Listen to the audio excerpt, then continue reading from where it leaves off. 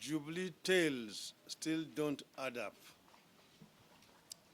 Yesterday, the Jubilee administration unveiled yet another layer on top of the State of the Nation address, the State House summits, and the budget speech to try and convince doubting Kenyans that it has a record worthy of re-election.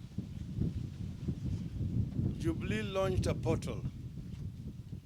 We wish to point out glaring loopholes in key areas of what Jubilee put out as follows. Infrastructure. Jubilee's tale in this critical area has never ever added up. And I'm talking as a former Minister for Roads, Public Works and Housing.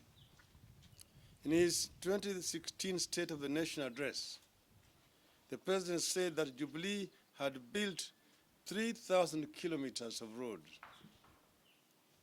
In this year's, that's the 2017 address, the number came down to 1,950 from 3,000. In the budget speech read a few weeks ago, the roads done came down again to 1,500 kilometers. During the State of the Nation address, the President claimed there was 7,000 kilometers of road under construction. The most recent data published by the Kenya National Bureau of Statistics in the annual economic survey shows that in 2014 and 2015, the length of tarmacked trunk roads, that class A, B, and C, increased by only 300 kilometers, from 7,900 kilometers in 2013 to 8,200 kilometers in 2015. That is a completion rate of 150 kilometers per year. In 2015, we had a total of 1,019 kilometers of roads under construction. Economic survey lists each one of these roads, including distance and cost. The so-called delivery portal that his office has just put up claims 2,000 kilometers of intercity highways under construction and another 500 kilometers under procurement. When these highways are completed, they will only be 100 kilometers shy of Mombasa to Kisumu, which is 830 kilometers, plus Namanga to Moyale, which is 970, plus Nairobi to Mandera, which is 800 kilometers. But there is a huge mystery. Which are cities the highways are connecting? The existing cities, towns, and most municipalities, for that matter, are already connected. Kisumu and Nairobi is connected. Nairobi Mombasa is connected. Nairobi, Nyeri, Nakuru, and all these are connected. Energy. And again, I'm talking as a former Minister of Energy. The story of households connected to electricity is marked by the same confusion and contradictions being peddled about roads. As of now, we have 5 wildly different numbers. The President's figure is 2.9 million. Cabinet Secretary, Treasury says it is 3.7 million. The Energy Cabinet Secretary says it is 5.5 million. And the Deputy Chief of Staff, Nzioki Waita, says it is 5.8 million. So which is which? The Kenya Power and Lighting Company's figure is 2.3 million. It is worth pointing out that the 5.8 million figure corresponds to the total number of KPLC customers, not households, that is domestic customers, as claimed by Mr. Waita. Customers include business premises and institutions, not just homes. Moreover, it has come to light recently that KPLC staff has been inflated and figure to has been exploited the figure to conform to the Jubilee administration's targets. The media recently reported that Kenya Power deliberately reported fake numbers to meet their targets as a result of pressure from the Jubilee administration to connect 1 million new customers. An internal audit has reported to have showed that about 1 million of the connections from 3.6 million new customers were fake or have never been topped up. Jubilee says power output has risen by 657 from 1,765 megawatts in 2013. Yet manufacturers and domestic users are feeling the pinch of the frequent electricity outages and power surges. But the number of the megawatts they're talking about are projects which were ongoing, under construction, when the Grand Coalition government left power. Nothing new launched by Jubilee. The Kenya National Bureau of Statistics reports in the 2016 Economic Survey that in 2015, rural electrification connections increased by 174,690 from 528,552 to 701 and 190 total. Projecting with this figure suggests that the total number of household connections over the last 4 years, so at least at best, is 800,000. Eurobond scandal. We have noted with dismay as well as bemusement the claim by President Kenyatta that our contention that the government has failed to account for the proceeds of 2014 sovereign bond issue, that the Eurobond, is unfounded. For quite a while now, President Kenyatta and his government have been telling blatant lies on easily verifiable information. This is truly absurd. We do note, however, that one of the reasons why the Eurobond scandal has refused to go away is the inability to show the projects that were financed with the money. Kenyans will recall that the Treasury Cabinet Secretary reported that the Eurobond proceeds amounting to Kenya shillings 196 billion had been disbursed to ministries for development projects in the financial year 2014-2015. We have maintained that it is not practically possible to absorb that amount of additional money in development projects within a financial year. If this much money had been invested in projects, ongoing and new ones, there would not be enough days in the week for the president to launch them.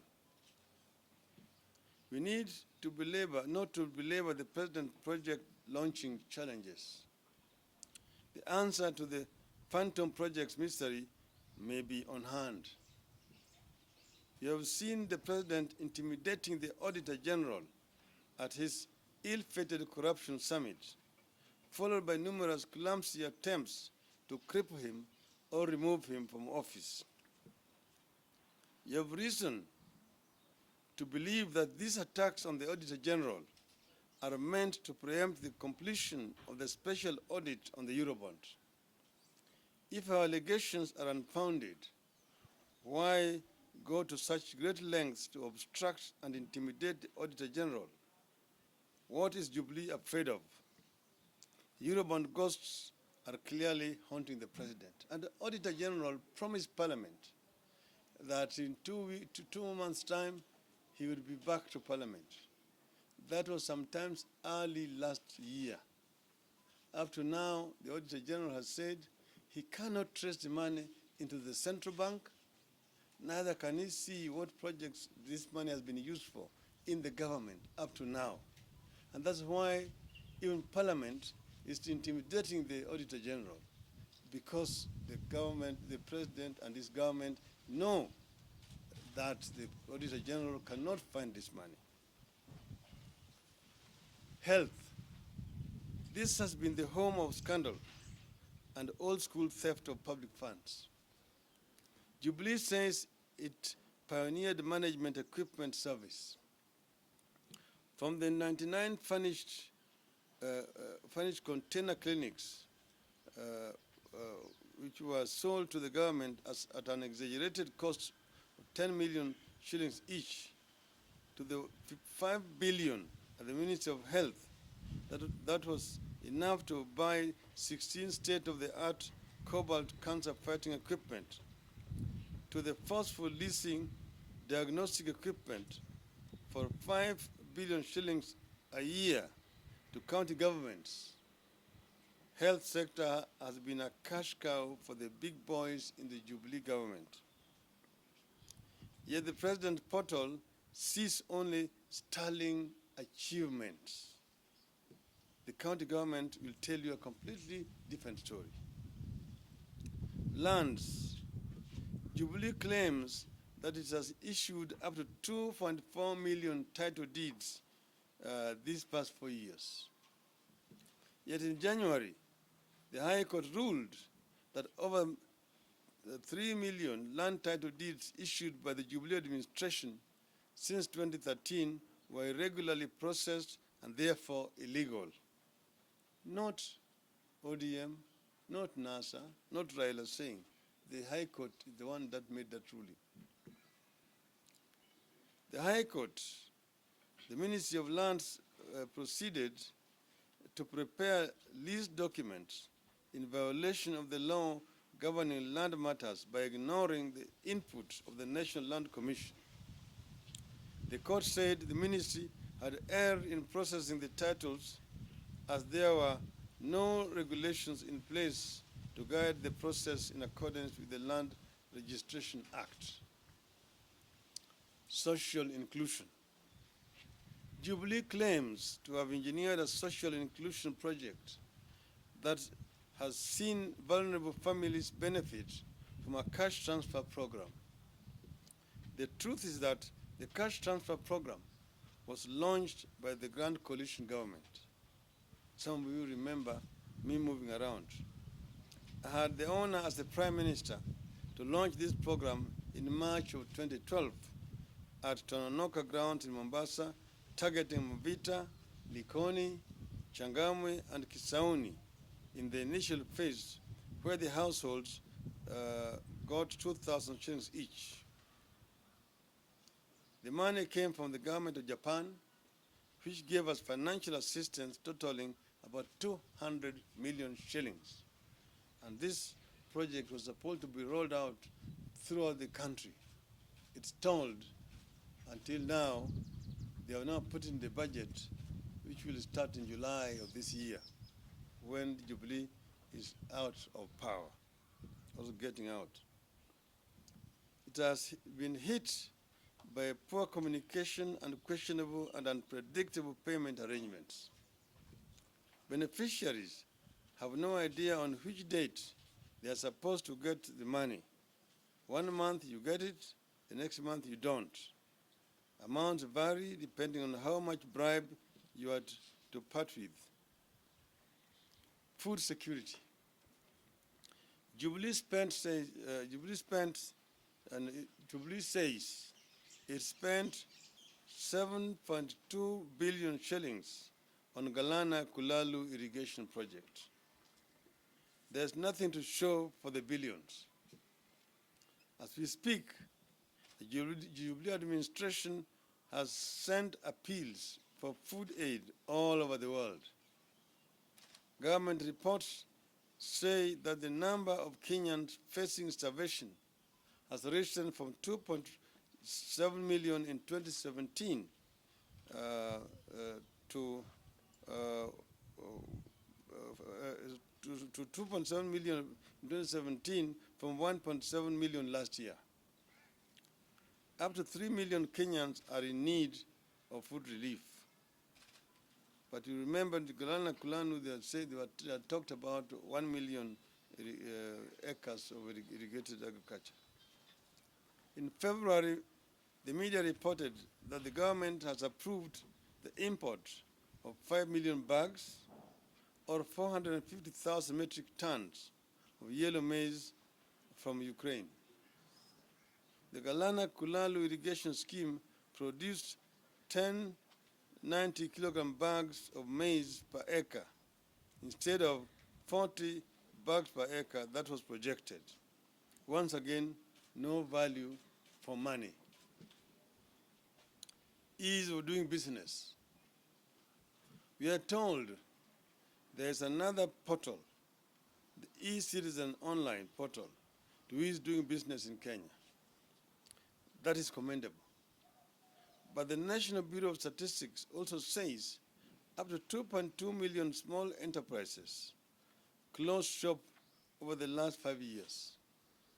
They include Soft Bottling Company, Samia Africa's Yana Tires Unit, Everready East Africa, chocolate maker Cadbury shut down its factory in Nairobi in October 2014. Procter & Gamble and Rekit Benkisha, among others.